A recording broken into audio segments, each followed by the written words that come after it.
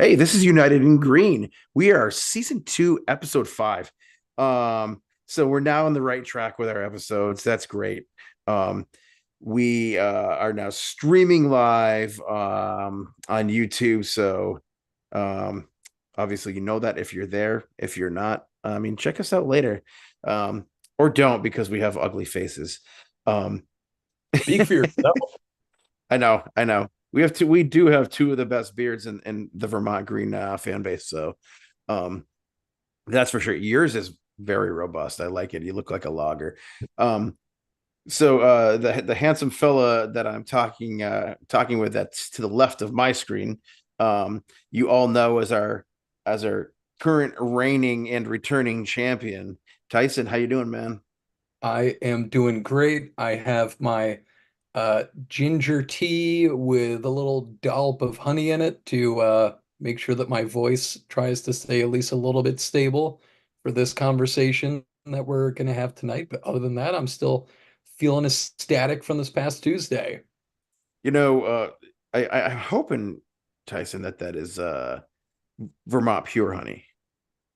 It is. It's locally sourced from, I think, over in Glover. Glover. Oh, that's funny. Glover. I just met somebody from Glover the other day. Um, I didn't know they have no stop signs or stores or anything in that town. Um, Make nothing in Glover. they got bees though. Um, so yeah, we're here today to we have an actual tangible game to talk about, something that we were able to do, able to go to, able to cheer at and have fun and lose our voices at, and jump up and down and get the fans going and get the team going. We had a game. We had a game in the US Open Cup, also known as the USOC for the people that are in the know. Um, there's only a few people that are in the know, but we are a few of them, a couple of them. So we played Lexington Sporting Club. They're out a team out of Kentucky. For anybody who didn't listen to the pod last week, Will and I had a discussion with Tyler from the Crane Kicks Lex podcast. Wonderful, wonderful guy. I can't say the same for their. They have a co-host named Kyle who didn't give Vermont Green much of a chance at all, and said it would be an embarrassment if Lexington lost. Um, I think I'm going to have a conversation with their Tyler, about the co-host jinxing their team. Um, we'll that'll be another podcast altogether. Um, You know, well, I was going to say, as much as you and I, and hopefully all the people who do listen to this, we are fervent Vermont Green fans. We love this club. We follow this club. But, that being said, um, this is a team in Lexington that should have beat us. These are professional players, have their striker. I was it Cameron Archer, Cameron Lancaster. Cameron Lancaster. He is the envy of many of probably all the teams in USL One. He's a former mainstay of the USL Championship, um, over at Louisville. Yep. Um, and, he showed his class. He scored two beautiful goals against us. One a wonderful looping free kick, and then, another one basically on the half volley. Um, this is a team in Lexington that, I know that we were kind of, joking about it, about that other host on Crane Kicks Lex. But this is a team that, yes, they should have been expecting to beat us, and they did not. Tyler, what do you think about that? Uh-oh. Uh Returning to the podcast for the first time in season 2, we have Tyler the creator. What's going on, man? Hello, friends. Glad to be here once again. How's everybody doing? Have you recovered your voices and your I'm, emotional centers and all that jazz? I'm Look, still emotionally uncentered, but I do have my ginger tea with some honey in it. That's an So excellent approach. Tyson's gone the route of the nice natural cure for Yeah. laryngitis. I have decided to double down on my laryngitis. Back on the beer. I didn't have any beer last night. Well, this is a I good test. We'll see which one is the better approach and find out like I think Tyson's approach is better. I think it's time tested. um, amongst many singers of screamo bands true. and people who sing in the higher octaves. Um, so yeah, we were just discussing how one of the co-hosts on the Crank X Lex podcast did jinx his team with his bravado. Um, but as Tyson was just saying, this is a team that should have, on paper, easily beat us. This is a team of men who are being paid to play the game. Cameron Lancaster is one of the highest paid players in USL One. They These are guys who have broken through the pre-professional ranks into the professional ranks. Some of them have even played in the USL Championship and MLS Next Pro ranks. This is a team that was put together specifically to win. The owners went out and spent a lot of money, and for what I can tell, looking at previous matches to the match against Vermont Green, is they only made 4 changes from their previous game, from the Mm. previous league game to play against Vermont. So I was just talking to Dan on the Tactics podcast, um, and we mentioned that the old Mike Tyson, everybody's got a plan until they get punched in the mouth, right? Um, and it happened really quick, and I think that put them on their heels. Um, but I mean, what did you see, Tyler, out of that match? Because there was some crazy stuff that happened like straight off the bat, like with our attack, with our ability to take the ball from them in the midfield. It was, I mean, I think the Tyson quote is dead on. I mean, I think, I'm sure they prepared for this game thinking we should win this, we are going to win this, but let's not get it overconfident. I feel like most teams are smart enough not to overplay their hand, but still, man, to be down 2 goals in the first 10 minutes, that's got to be a shock. And like, I was joking with somebody at the time, it's like, it's almost as if they forgot there was a back post, a second post, and that they had to, cover it. And that was just two of the easiest set piece goals you're going to see. And then Jake scored another goal off a set piece. And it's just, yeah, on paper, absolutely. I mean, they are a better team, but I think the big takeaway for me was that like there is a actual pretty steady spectrum between USL 2 and USL 1. They are not operating at a level that's so far above and beyond where we are that we can't play up to that level. And that to me is like fascinating. And the outcome is, I think it's the fact that a USL 2 team can run even and beat a USL 1 team is great for both leagues. It shows that there's that connectivity and that, there's some continuation of quality from as you move up in the divisions, but it's not like worlds apart. Um, but yeah, I don't think anybody would guess that 10 minutes in, 20 minutes in, we'd be up 2-0, 3-1 and just running the game. And I wonder if you guys have any thoughts on how much of that was just sort of like, did the initial goal knock them off their plan? Was it the second goal? Was it the cold? Was it the travel? Was it the crowd? Like it seems like they were just really up until the second half, really just disjointed. And even then, didn't really fully hit their stride in a way defensively or on the attack that like spoke to them being like on paper, a much better team. I really truly think it was two things. It was, like you said, Tyler, that first, like those two quick goals off of set pieces. I think that that really set them back.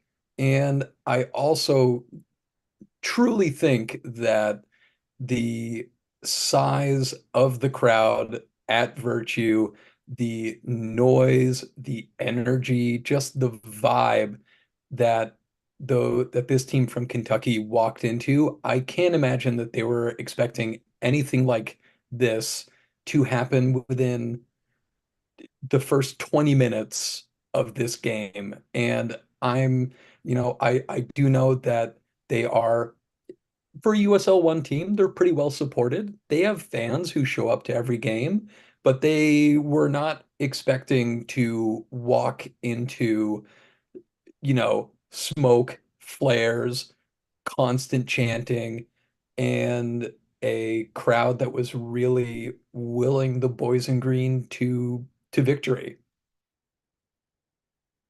I think too that they're playing tactically a little bit different than they had set up in previous league matches. And I think a little bit of that. And not to say that set piece defending is different from match to match, but um, they set up with two at the front. You know, Hmm. um, which similar to us, they did not run a 4-4-2 like we did. Um, we set up to play pretty um, stoutly on the defense, but um, but wanting to control the midfield with those four, with the two wingers and the two defensive midfielders. I think we did that for the most part. I think the fact that Vermont Green came out on the front foot. And I think they were, you know, obviously we got the easy goal where Zach was just kind of left open, sitting there by himself at the back post. Like he didn't even like if you watched the match, um, he didn't even come into the picture until the ball was probably halfway through its flight. And there were And he like just kind of showed up there. there were two other Vermont players next to him. Like he wasn't alone. He was with two Right. So like like when the ball came in, I think a lot of the Mexican Lexington players um kind of just crashed onto the ball and they just kind of misjudged the flight of the ball. We like I was talking today, there were a million times where you've seen those balls just fly across the backside of the goal, for a goal kick. Um, and it's never picked up. We just kind of left the guy out there. He made his way into the box when everybody just crashed around the keeper and probably had the easiest goal of his career. Now that put them, I think, on their heels. What I think they didn't expect from there was the Vermont constantly coming at them. yeah. It's not like Vermont had a ton of possession. We had about 35 to 38% possession, but we weren't allowing a lot of balls past the second third of the field. Like balls were being intercepted. They were allowed to pass the ball around the box all night long and look for those crosses. Their first goal came off of a decent counterattack, but I think Vermont just pressed them. They pressed them not necessarily high, but they pressed them through the midfield, and that's kind of a hallmark of what Vermont Green does. Um, for me, they a lot of what they do is um, intercepting balls in the midfield, getting it quickly out, and kind of it's kind of like they're great at pressing, but they're also great at counter pressing, and I think that's where Vermont wins a lot of games. I was going to say, I have some stats for you, and I want you guys to try and guess who this player is. This is a Vermont Green player, won 4 tackles, won 13 aerial duels, played the full 90 minutes, completed 80% of their passes, got fouled 6 times, and had the most dribbles in the game with 3 successful dribbles. Who is that player? It's gotta be either Musa or Rodri, right? No, Mike. No, It's really. going to be Bernardo Prego. It's Benny Prego. That guy had a game.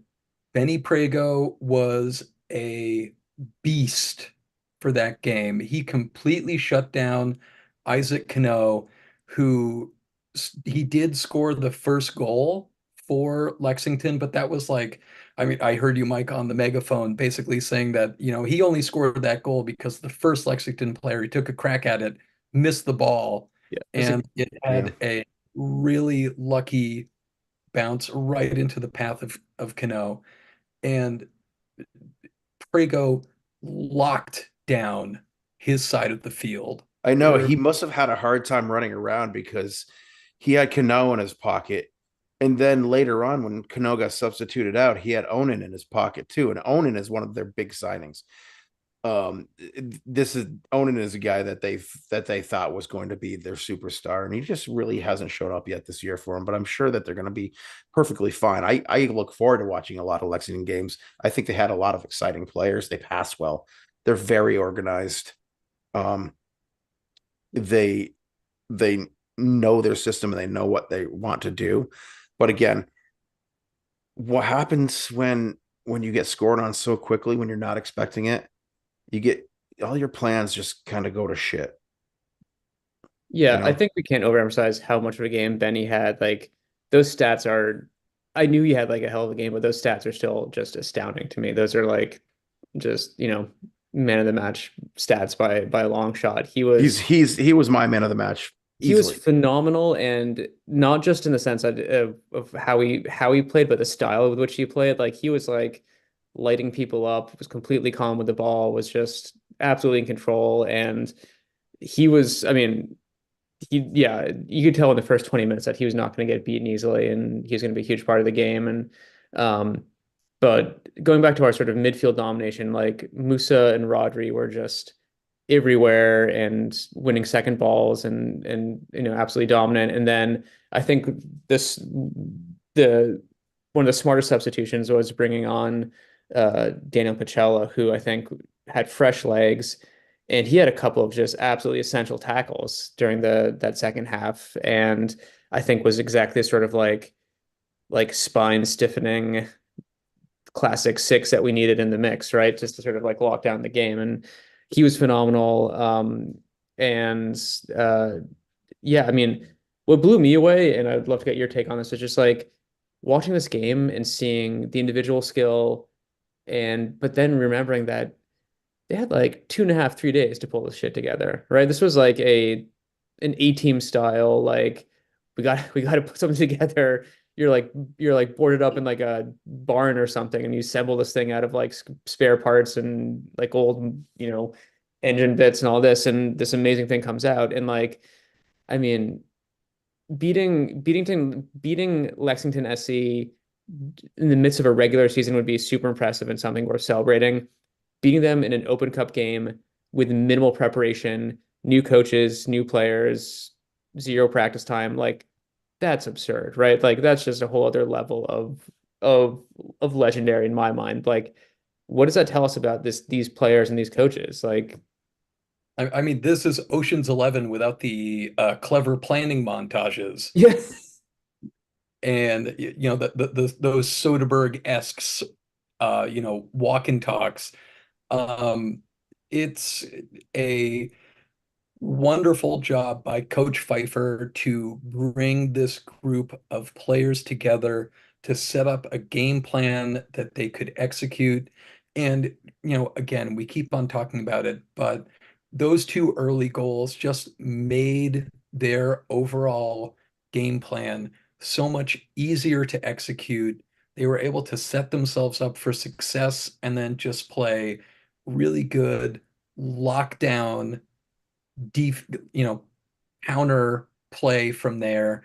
They scored that goal by Labowitz with the amazing run and cross by Castillo. Yeah. Like, I think that it might be, a different talking point if we had only scored all of our goals from set pieces. Then you can just be like, oh, you just got, lucky on a couple of set pieces. Not that none of this was from open play, but that passing interchange that we had showed, like you were saying, Tyler, the connection that these guys were able to get super quickly and just bond together. And I mean, it is great. I'll also say Jacob, that like that goal that was disallowed, which I will stand by the fact that Sydney was on sides. Like that was another just like absolute firecracker of an open play goal. And I think it was, I don't know if Pierce O'Brien was on the field at that point, but I think he drove down the wing and crossed this beautiful ball. Sydney smashed it in, was ruled off sides, but like it was another bit of just like super fluid, super fast open play that again came together in the space of 72 hours, which is crazy.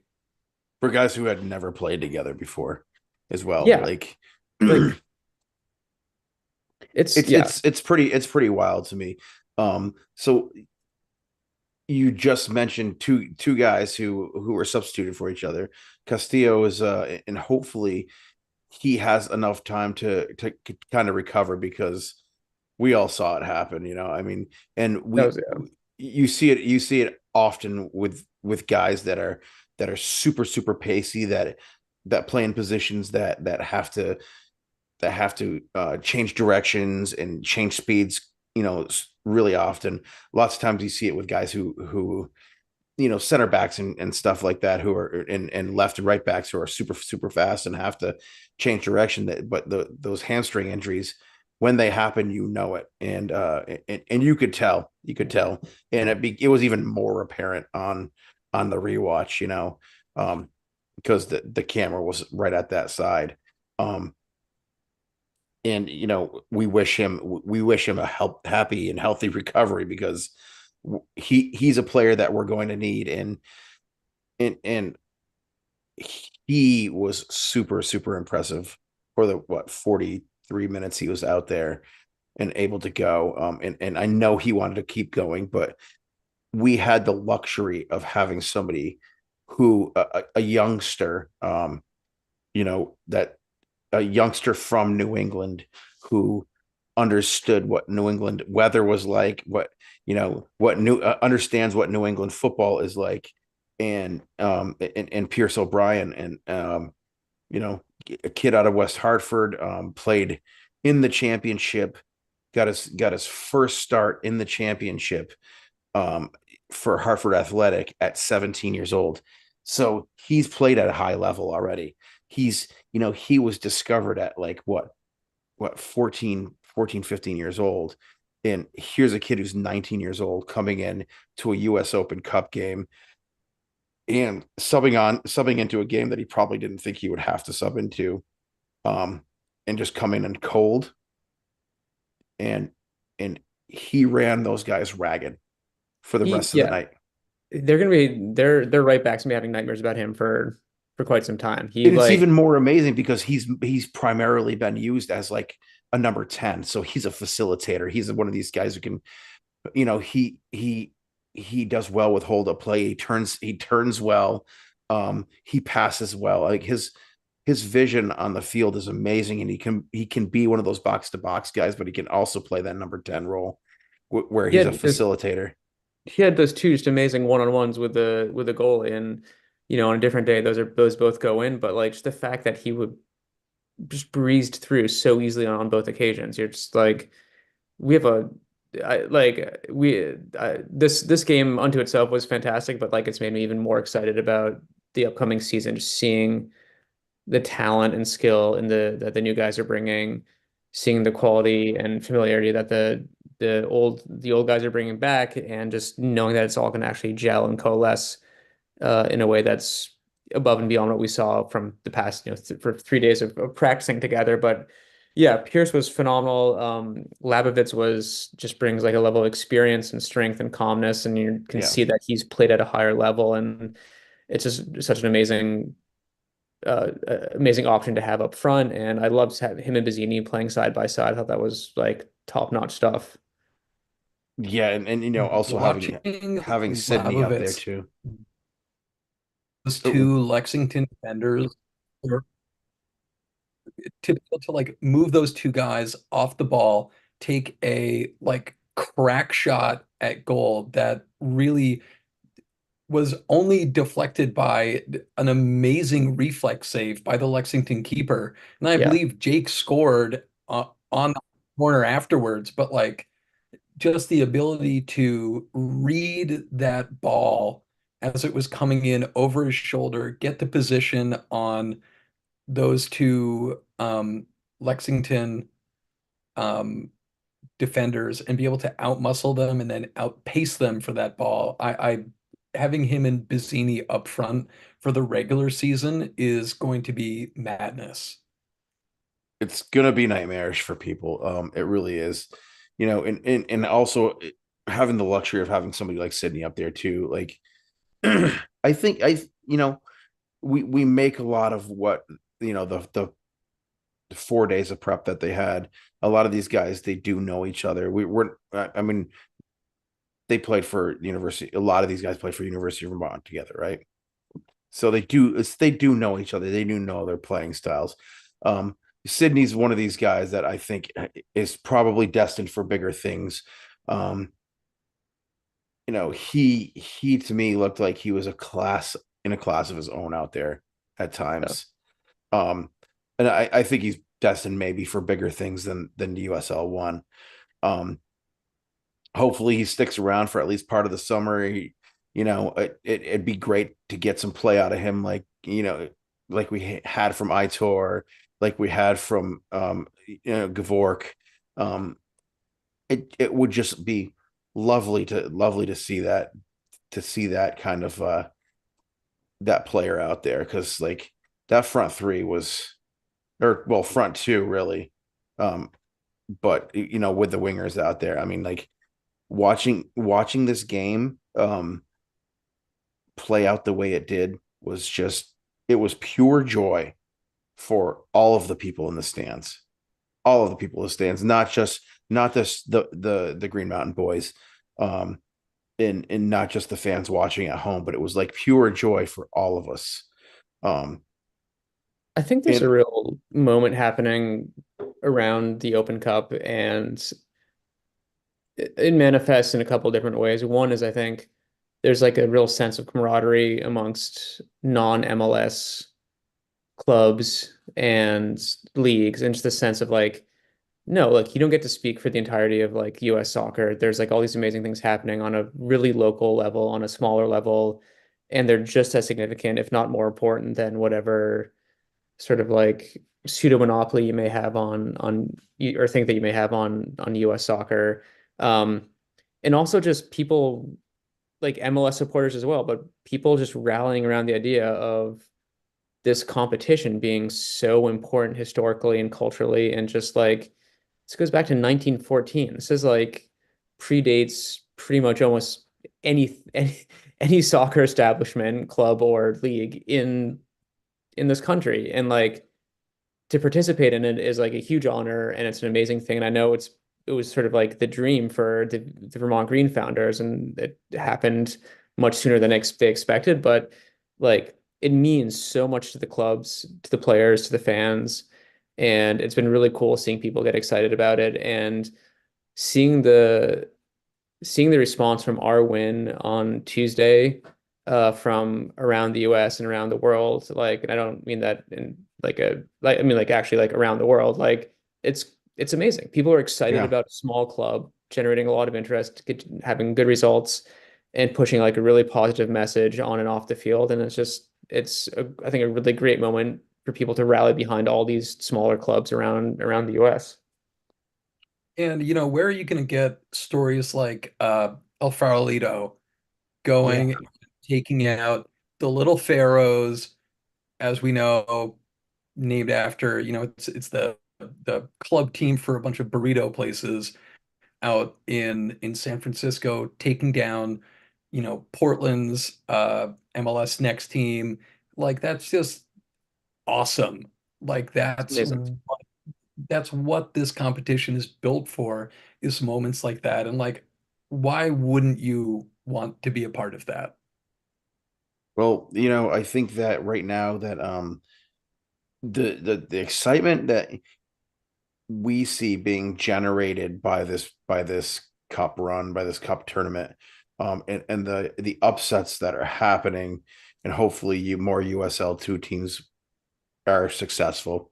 um I think that you're going to see a shift in the attitude of the MLS after this year, because I think that um it's being recognized around the soccer world, or at least it through US soccer fans.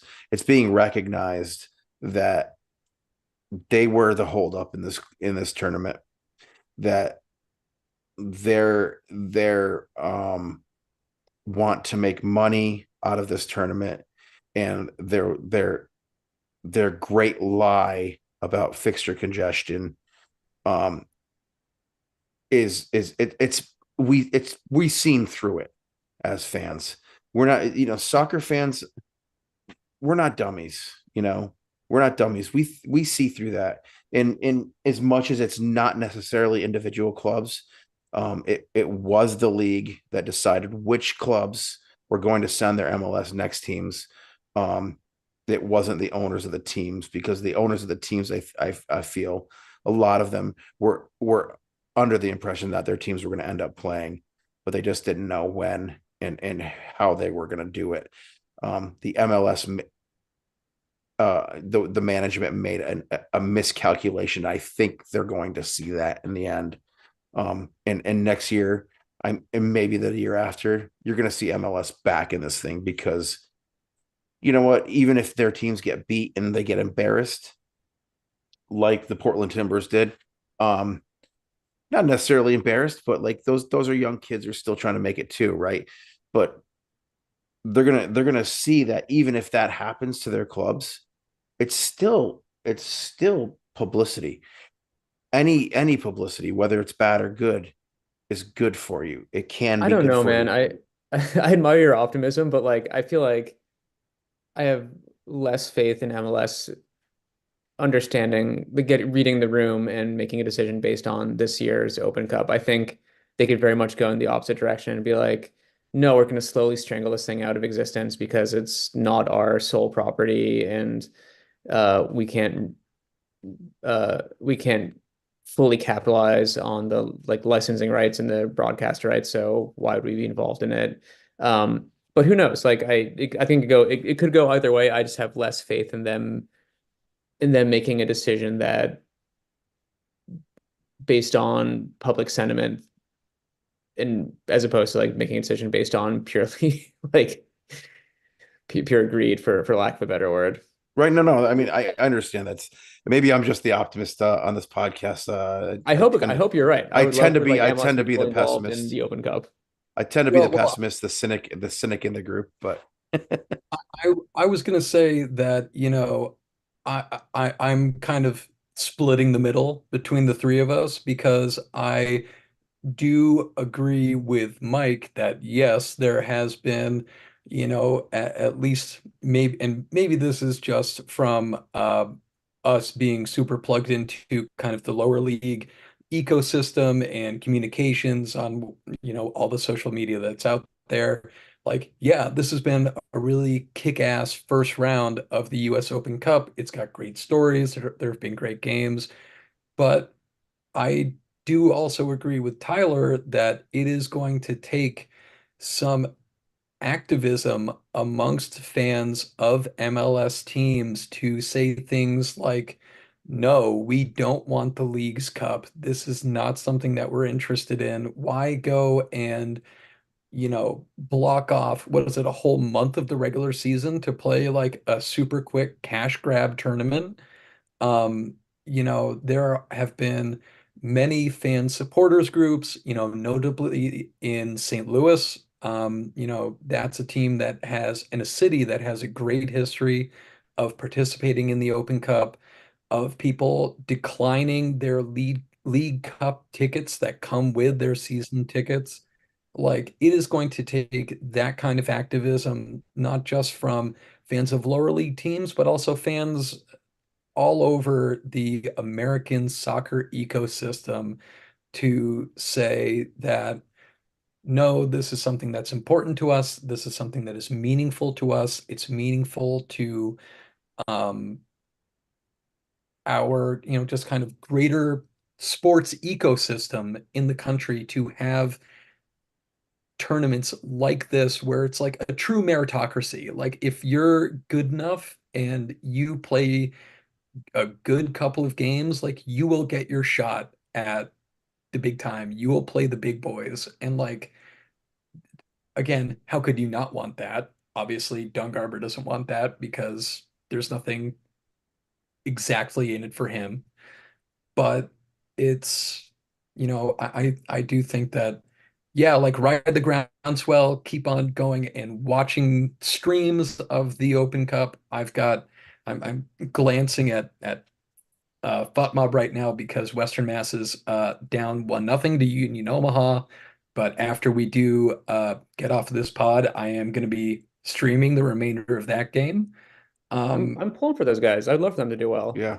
I do. I would love for them to pull another cup set, but it's going to take more than just having some real firecracker games throughout Yeah. the Open I Cup. To your point, Tyson, I think trying to pull out of the Open Cup and trying to diminish it actually just added fuel to the fire. I think it's backfired in ways that MLS probably didn't expect, and I think it was a gross miscalculation on their part, and also just the manner in which they did it was also just really like poorly executed. So it wasn't just like, oh, we're not doing it. It was like all these half steps and sort of like muddled communications. And yeah, I think it's really galvanized like the non-MLS clubs and leagues in a way that not much else could have. And if anything, it's sort of like reinforced that part of American soccer, and hopefully that leads to increased interest and participation. So fingers Yeah. crossed. I think that was kind of my greater point is that it was a gross miscalculation. And I think that they're gonna eventually see that this was a bad move for them. It's gonna end up hurting them financially in the end. Um, but how financially is it going to hurt them? Is it going to be like, oh, I dropped a couple $100 bills, well, I'll get over it? Or is it going to be like, you know they lost millions in the stock market? How is it going to affect them? Eventually, are players going to eventually go to the USL championship? Probably not. And just stick with championship and boost up the USL. Probably not. They're probably going to want to go into the MLS. They're Yep. probably going to want to go on to bigger and better things and make their names where they can, where there are billionaire owners who are sitting there in their giant stadiums, and paying a lot of money for some players. And, players want to go play against Messi and Suarez, and boost and those type of players. So like, you know, I mean, MLS might not be hurt financially by this, but I think their reputation will be hurt, and I think that they're gonna have to realize that at some point. It's an uphill battle for sure. And I think Yeah, financially, it's even if you manage to get a completely united front from all the USLs and NISAs and NPSLs, like it would still, financially, that's still like, nothing. It's a David and Goliath situation when it comes to what MLS is doing. But like you said, it's as much a social and cultural thing where yeah, like to the great credit of all these supporters groups of MLS teams, like they're not having it. And like it's been really heartening to see the responses from people who are like, yeah, I'm a Columbus Crew fan, but like the hell with them for like I'm not going to go to like a Leagues Cup game and like they want to see their players playing it in the U.S. Open Cup against teams that they never would have seen before. yeah. And like I mean I think about like last year the Pittsburgh Riverhounds had like an absolutely amazing run, and Great like run, that right? Yeah, story is great for US soccer across the board, and even if it's at the expense of an MLS team. And like if you can play and lose to the Pittsburgh Riverhounds, like you should be playing them. They are legit competition. So yep, yeah. absolutely. All right, well, let's get into some final thoughts. In the final thought question tonight is going to be, um, what do you see for the green going forward, into the spring? And what do you expect? Because now that we've seen a game with actual players on an actual field with an actual ball against an actual team with an actual win, what do you see going forward? What do you expect, Tyson? I mean, Uh, it is obviously still very early. I think that this is a incredibly encouraging start to the Vermont Green season. I hope that we are able to hang on to as many of these great players as we can. Although, of course, no one's going to begrudge anyone if they're able to, sign a pro contract while they're here and able to make a jump to USL 1 or to the championship or hell to the MLS. Like, if Jake Ashford through um, playing in these cup games and playing in the USL 2 is able to get a pro contract somewhere, that is amazing. That would be great for him. Like no one's gonna begrudge any of these No, guys sir. um, that kind of opportunity. And I think that that is why people come to the green. That's why players want to play for us. We give them these kinds of opportunities like they had earlier this week against Lexington, to play in these great games in front of great crowds and, just take part in just a fantastic atmosphere. Tyler? I mean, I've been excited for every Vermont Green season since the first one. This is the most excited I've been based on just the quality of players coming back and the quality of new players coming in. It seems like the sky's the limit for this squad, and I feel like uh there's like a really good chance of us winning the division and going pretty far in the playoffs. What I'm really curious about is how things shake down for our second Open Cup game. Like who's coming back? Where's it going to be? Like how do you can you conjure up that sort of magic twice? It's there are a lot of variables, but look, the fact that we're able to sit here and talk about our second US Open Cup game is amazing, right? Like that's beyond what I think any of us would have dreamed. Like I was hoping for us to go into this last game just to be competitive, to score a goal maybe, and to like have like to be in contention for at least 70 to 90 minutes. So to be talking about a second US Open Cup game is beyond my expectations, and yeah, time will tell. For me, I I gonna kind of echo sentiments from both of you. I'm very excited to see what kind of squad we put together for the second matchup where it's going to be. I know we put a bid in for the home match, and I know for a lot of the professional teams, it's tough for them to put a bid in based on their fixtures that they have in their leagues, and lots of times those bids go to the amateur teams. I think also that hopefully we we as fans put in a good enough showing to show, you know, the U.S. Soccer Federation that hosting another game at Virtue Field is good optics for them. Um, so that said, I also hope that we get to keep a lot of these players. That a lot of these players stick around for the spring and summer. I mean, we don't know what's going to happen with these players, and of course, we're excited for them when they go and get to play elsewhere. When Itor gets picked up by Seattle, when Gavork is playing, playing for Revs too. I always said Gavork might be a little bit too good for this league. um, Nathan Messer is out there, picked up by Rhode Island FC, and he gets in and he's there for a week, and he features on the bench, for his first game, The and maybe even less than last a year week. when we had Deba on the roster and then he got signed by Birmingham, which was amazing news. That was Yeah, phenomenal. Deba as well. Like guys like Deba, Owen O'Malley, even Zach Zenge, who actually gets to come back to us this year.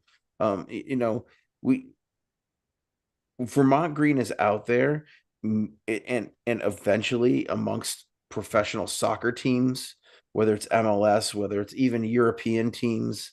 um, or international teams, Vermont Green is going to be a household name because of the way that they treat their players and the way that they train their players. And I really think that going forward, we're going to have a super successful season this year. And I think that we're going to put in a real challenge on the league this year. And hopefully the playoff system is going to change to to to help us out a little bit, because we accrued more points than most teams in USL 2 and still didn't make the playoffs. Got robbed. Got robbed. We did get robbed. But that's okay. It's part of our legacy. It's part of our story now. So, um, any last words from you, Tyson, before we sign off? I'm probably not going to be able to say any words for quite a little bit after this. So, no, my tea is run dry and my voice is dying. So, this is a perfect ending point. Lovely. And Tyler, any last words? Sam, I need to go to bed. I'm still tired from Tuesday's game, but tired for all the right reasons. Gentlemen, up the green. Guys, up the green, and may your brackets not be busted yet.